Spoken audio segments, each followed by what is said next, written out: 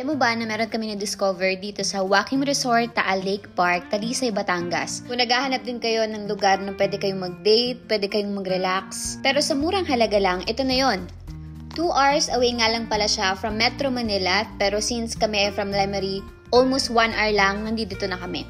Kung ikaw ay mahilig ka sa nature, ma-appreciate mo yung mga dadaanan mo at mag-e-enjoy ka rin sa mga makikita mo.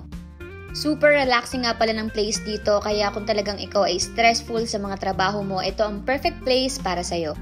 For only 195 pesos only per head, ma-enjoy mo na yung view ng Taal Lake dito. At kung meron kayong tent ay okay lang kasi pwede kayong magtayo dito. Nag-a-accept na sila ng guest dito from 8 a.m. And pwede rin kayo dito magstay overnight, pwede kayong magdala ng tent. Or pwede rin kayong magstay sa kanila, meron din sila mga available na rooms. And check nyo lang din yung rates.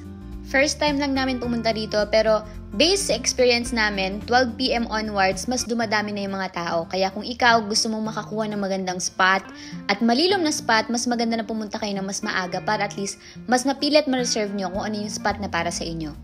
Tahimik dito at super sarap ng hangin kaya talagang makakatulog at makakapag-relax ka. At makikita mo rin dito yung view ng Taal, kaya naman kung ikaw mahilig din sa mga picnic at mahilig ka rin sa mga ganitong klase ng travel ay maisasuggest ko ito sa inyo. Yun lang, salamat!